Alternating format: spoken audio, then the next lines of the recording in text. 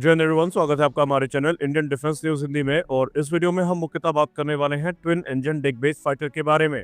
Twin engine डिग based fighter एक ऐसा programme है जो ठंडे बस्ते में चला जाता है तो एक लंबे समय तक ये ठंडे बस्ते में ही रहता है।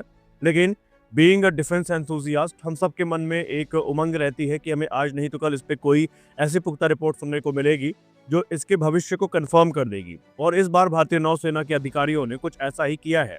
जब से भारतीय नौसेना प्रमुख का बयान आया है टेडवीएफ प्रोग्राम को लेकर, जहां पर उन्होंने कंफर्म कर दिया है कि ये प्रोग्राम जीवंत है और इस पे किसी भी एक्सटर्नल प्रोग्राम का कोई फर्क नहीं पड़ेगा, उसके बाद से भारतीय नौसेना के पूर्व अधिकारियों ने खुलकर बात करनी शुरू कर दी है। और अब एक डिबेट ऐसी शुरू हो गई है जहां पर यह दावा किया जा रहा है कि ट्विन इंजन डिग बेस्ड फाइटर राफेल के एम की तुलना में न सिर्फ ज्यादा एडवांस है बल्कि हर पर्सपेक्टिव में, हर क्षेत्र में ये राफेल एम को आउट क्लास कर सकता है। तो इस वीडियो में हम यही समझने की कोशिश करेंगे कि आखिरकार वो कौन सी वजह है जिसके चलते एक ऐसा एयरक्राफ्ट जो बनके तैयार नहीं हुआ उसको लेकर भारतीय नौसेना इतनी ज्यादा कॉन्फिडेंट है। और हम ये भी जानेंगे कि क्या वाकई राफेल एम को आउट क्लास कर सकता है टेडवीएफ। तो बने रहिए इस वीडियो में। देखिए, जब भारतीय नौसेना की बात आती है तो हम ये जानते हैं कि भारतीय नौसेना अभी एडिशनल जो राफेल एम फाइटर एयरक्राफ्ट है उनके तरफ गई है।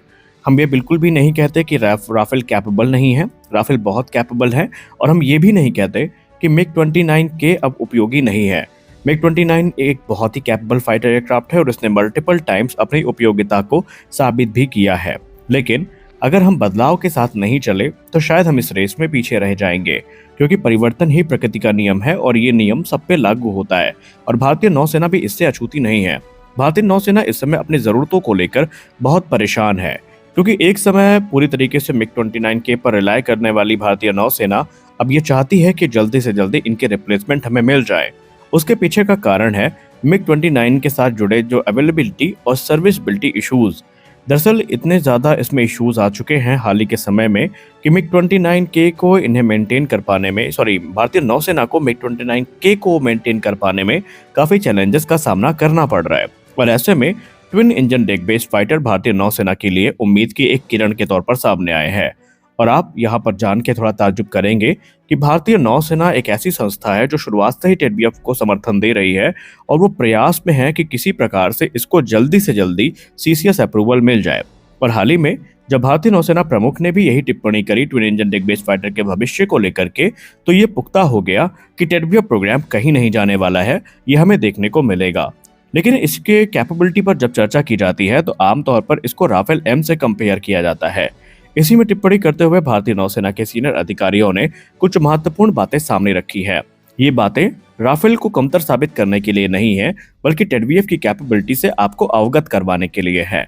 भारतीय नौसेना के अधिकारियों का यह मानना है कि ट्विन इंजन डिग बेस्ड फाइटर सिर्फ मिग 29 के रिप्लेसमेंट के तौर पर नहीं देखा जा रहा है, बल्कि इसको जिस प्रकार से नेटवर्क सेंट्रिक ऑपरेशन, इसके अलावा अनमैन्ड इंटीग्रेशन और सॉफ्टवेयर डिफाइंड वॉरफेयर के लिए तैयार किया जा रहा है डे 1 से, ये इसको अलग बनाता है। इन्होंने कहा कि जो राफेल फाइटर है, एक तरफ उसमें हमें फॉरेन कंट्रोल सॉफ्टवेयर आर्किटेक्चर देखने को मिलेगा और सर्टिफिकेशन से जुड़ी प्रॉब्लम्स का सामना हमें करना पड़ेगा, तो वही ट्विन इंजन डिग बेस्ड फाइटर हमें 100% फ्रीडम प्रदान करेगा। हमें स्वतंत्रता होगी कि हम इसमें इंडियन, यूरोपियन या फिर रशियन मिसाइल को इंटीग्रेट कर सकते हैं और इसके लिए हमें किसी से परमिशन लेने की जरूरत नहीं है। और यही एक सिंगल फैक्टर है कि जो हमें ट्विन इंजन डिग बेस्ड फाइटर के लिए काफी आतुर बनाता है। सबसे खास बात तो ये है, उन्होंने कहा कि राफेल एक बहुत ही कैपेबल 4.5 जनरेशन का एयरक्राफ्ट है, लेकिन इसका जो क्लोज्ड इकोसिस्टम है ये भारत की उस एबिलिटी को लिमिट कर देता है जहां पर भारत थ्रेट के हिसाब से जल्दी इवॉल्व कर सकता है। फॉर एग्जाम्पल, अगर हमें इसमें कोई नया हथियार, कोई नया सेंसर, कोई नया डेटा लिंक इंटीग्रेट करना पड़ा तो फिर हमें डसाल्ट की इन्वॉल्वमेंट की जरूरत पड़ेगी।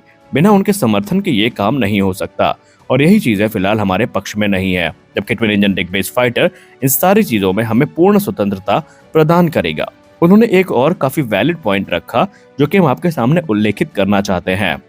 उन्होंने कहा कि जब ड्राइंग बोर्ड पे ट्विन इंजन डिग बेस्ड फाइटर आया था, उसी दिन से क्लियर हो गया था कि ये जो फाइटर एयरक्राफ्ट है ये आने वाले भविष्य में घातक जैसे यूकैप और दूसरे जो लॉयल विंग मैन है उनको कमांड और सपोर्ट करने का काम करेगा। और ये चीजें अभी तक राफेल में मिसिंग है और राफेल की जो स्ट्रक्चरल लिमिटेशन है उसके चलते ये चीजें जल्दी होने भी नहीं वाली है, जो कि काफी हद तक सही है। उन्होंने कहा कि अगर आप ट्विन इंजन डिग बेस्ड फाइटर में यूज होने वाली टेक्नोलॉजीज को देखेंगे तो अधिकतर टेक्नोलॉजीज इसमें 5th जनरेशन फाइटर से ही बोरो करी गई हैं और ये हमारे पक्ष में है। और इसीलिए इस प्लेटफॉर्म का इस्तेमाल स्ट्राइक, सर्विलेंस और इलेक्ट्रॉनिक वॉरफेयर में किया जा सकता है और इसीलिए हमारी उम्मीदें इस समय ट्विन इंजन डिग बेस्ड फाइटर से ज्यादा जुड़ी है। उन्होंने तो यहाँ तक कह डाला कि राफेल कुछ मामलों में ट्विन इंजन डिग बेस्ड फाइटर कुछ मामलों में ना सिर्फ राफेल से बेहतर है, बल्कि ये एक गेम चेंजिंग जो फैक्टर है वो अपने साथ लेकर आ रहा है और इसीलिए हमें इसका बेसब्री से इंतजार है। अब आप बताइए, क्या भारतीय नौसेना के अधिकारियों का ये मानना सत्य है? क्या वाकई ट्विन इंजन डिग बेस्ड फाइटर राफेल को आउट क्लास करने की क्षमता रखेगा? आप अपनी राय अवश्य दें। मिलते हैं अगले वीडियो में, तब तक के लिए जय हिंद।